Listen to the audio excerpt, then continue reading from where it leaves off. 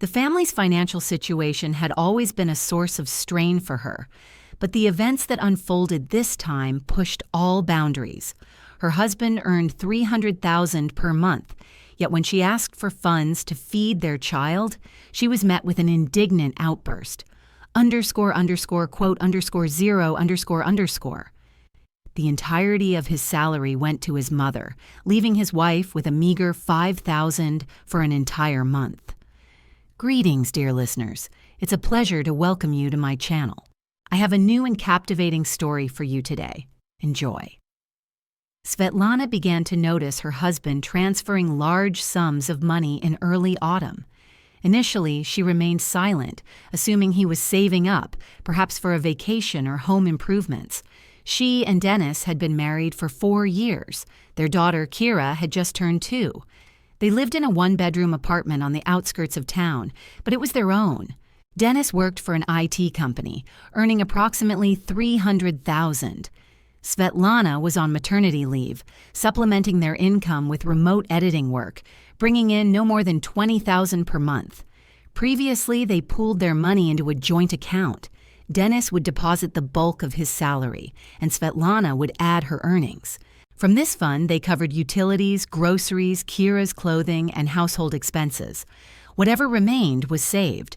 The system had functioned smoothly, without any friction. But in September, something changed. First, Dennis transferred only $80,000 to the joint account instead of the usual $150,000. Svetlana was surprised but rationalized it as a possible delay in a bonus or a tax deduction. The following month, it was $70,000, then $50,000, and in November, a mere $30,000. Quote 1, she asked one evening as her husband sat engrossed in his laptop. Quote 2, he grumbled, not looking up from the screen. Quote 3, what expenses? None of your business. Svetlana was taken aback. Dennis had never responded like that before. They had always discussed significant expenditures and consulted each other.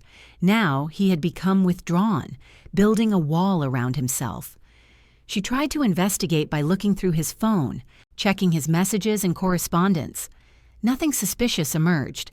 However, in the banking app, which he had accidentally left open, she discovered a long list of transfers.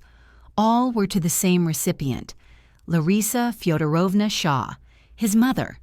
The sums were substantial, $50,000, $70,000, $40,000, $80,000. Over 3 months, the total exceeded $300,000. Svetlana stared at the screen, disbelief washing over her. Larisa Fyodorovna worked as an accountant at some firm and earned a decent living. She lived alone in a 2-bedroom apartment, which her ex-husband had left her after their divorce. She had enough money. Why would she need these transfers from her son? That evening, Svetlana decided to confront him directly. Quote 4, quote 5, quote 6, quote 7, quote 8. Svetlana's voice trembled. We're barely managing on $30,000 a month. Kira needs clothes, food, diapers, medicine. Manage. You earn $20,000 yourself. $20,000, Dennis. That's barely enough for a week's groceries. Then spend less. Svetlana felt a chill spread through her. Her husband looked at her with indifference, as if she were bothering him with a trivial request. Are you serious? She managed to stammer. Absolutely. My mother spent her whole life providing for me. Now it's my turn. The conversation ended without resolution. December brought even tighter finances. Dennis transferred a mere 5,000 rubles for shared expenses, 5,000 for the entire month. Svetlana stared at the bank notifications, unable to comprehend how they would survive. Groceries alone cost $8,000 to $9,000 per week. Diapers cost $1,500, and utilities were $6,000. Her $20,000 had already been spent on internet, phone, and new winter clothes for Kira, as she had outgrown her old coat. Dennis, this is cruel, Svetlana said, struggling to keep her voice steady. $5,000 for 3 people for a month. If you don't like it, go get a job, he retorted, pulling on his jacket. I'm tired of supporting you. Supporting? I'm on maternity leave with your child. That was your choice." He slammed the door and left. Svetlana sank onto the sofa, burying her head in her hands. Kira played on the carpet, babbling in her own language. Svetlana watched her daughter, tears welling up. She tried to stretch the money, buying the cheapest options: grains, pasta, eggs. She gave up meat and fruit. She tried to provide Kira with something decent, like cottage cheese and baby food, but by the end of the second week, they had absolutely no money left. Svetlana sat in the kitchen, staring at the empty refrigerator. There was nothing for dinner. Kira's baby food had run out. Tomorrow she wouldn't have anything to feed her child. Dennis returned late, walked past her and retrieved containers of food from a bag, clearly from a restaurant. "Where did you eat dinner?" Svetlana asked. "At Mom's." "Understood. And what do we have?" "Look in the fridge. It's empty, Dennis. Completely empty. Tomorrow there's nothing to feed Kira." He shrugged, opening a container of pasta. "Ask your parents for money." Svetlana froze. "What? You're suggesting I go to my parents for money to feed my child? So what? It's normal, isn't it?" Svetlana's voice broke into a cry. Quote 28, quote 29, quote 30. Svetlana snatched his pasta container and threw it into the sink. Quote 31. Dennis slowly stood up, his face paling. Quote 32. He wiped his hands silently, grabbed his jacket, and left.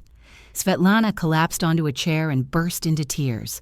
The next day, she called her mother, not bothering to explain the situation, simply asking for a loan of $15,000 for food and diapers.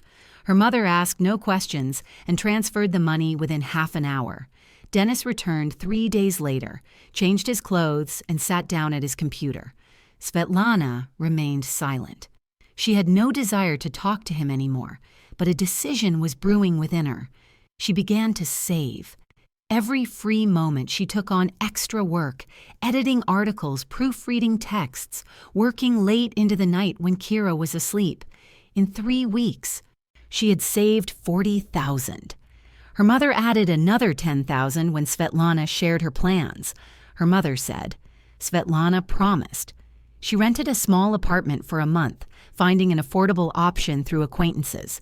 She packed essentials for herself and Kira. Documents, clothes, toys. Everything was placed in bags and hidden at a friend's house, and then she waited for the opportune moment. Dennis, as usual, was going to his mother's for dinner. Svetlana walked him to the door. Quote 36, she said in a steady voice. He nodded and left. An hour later, Svetlana picked up Kira, gathered the bags she had stashed at her friend's, and drove to the rental apartment. She turned off her phone. In their shared apartment, she left a note on the table. Live with your mother if she's more important than family. We will not be humiliated anymore. Dennis returned home around 10 in the evening, well-fed and content, carrying a box of pies from Larisa Fyodorovna. He entered the apartment, took off his shoes, and called out, "Sveta, where are you?" Silence. He walked into the room. Empty. Kira's toys were gone from the carpet. Kira's clothes had disappeared from the closet. Svetlana's belongings were also gone. On the table was a note. Dennis snatched it and read it. His face contorted. He rushed to his phone and dialed Svetlana's number. She hung up. He tried again. She hung up again. On the 5th attempt, she answered, "What are you doing? Where are you?"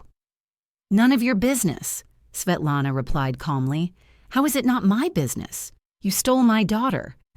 "I took my daughter. You forgot about her when you told me to beg for money." "Sveta, don't be ridiculous. Come home." "No, we are no longer a couple." "You've gone crazy. You can't do this." "I can and I have." She hung up.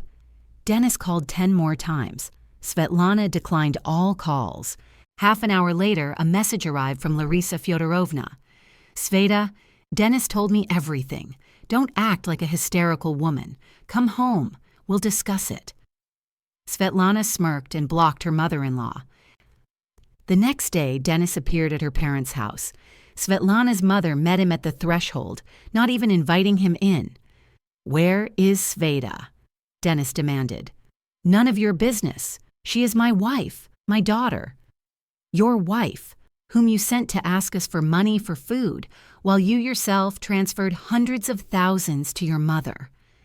Svetlana's mother looked at him with undisguised contempt. Quote 51, quote 52. Dennis turned and left. Svetlana knew he would try to find her, so she stayed in the rented apartment for the first week, not going anywhere. She ordered groceries for delivery and continued her remote work. Kira played, not understanding what was happening, but happy with her mother's constant presence.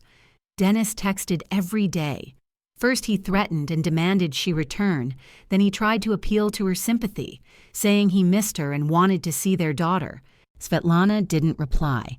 After 2 weeks, he sent a message. Quote 53, she agreed. They met at a cafe. Dennis looked disheveled. He had dark circles under his eyes and hadn't shaved. "Come back," he said without preamble. "Forgive me, I understand everything now." "What exactly do you understand, Dennis?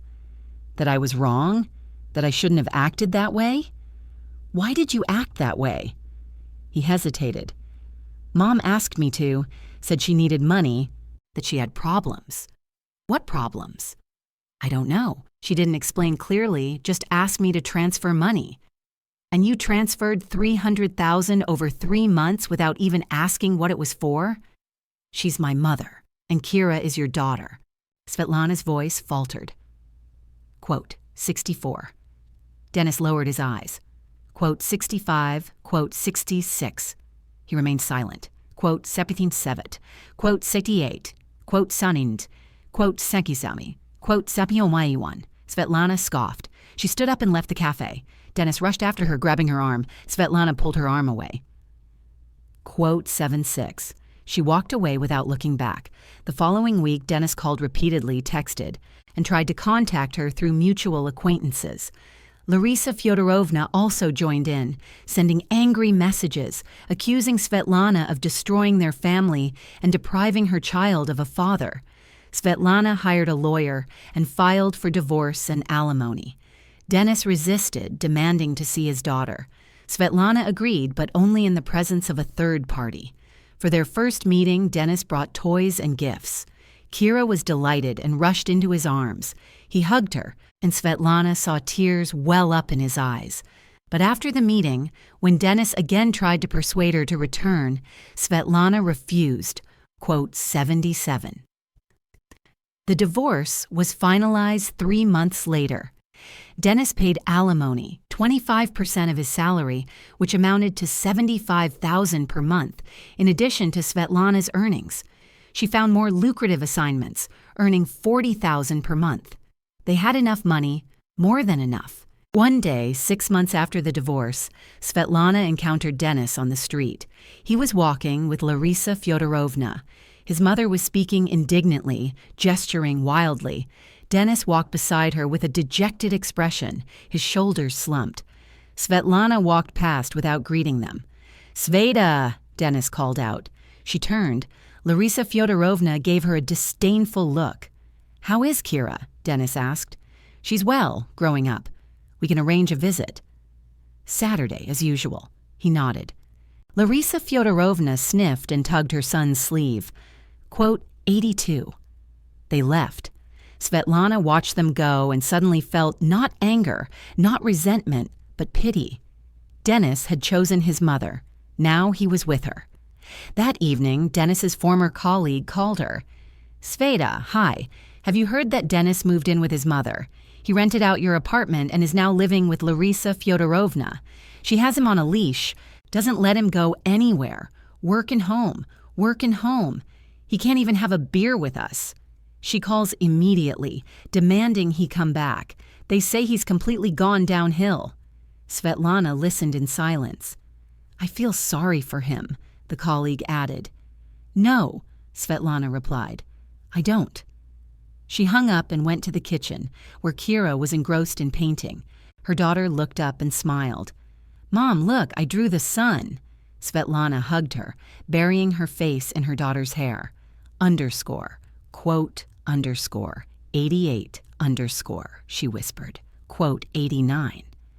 Kira chattered about something, smearing yellow paint on the paper. Svetlana stroked her daughter's back and suddenly realized something. For the first time in months, she could breathe easily.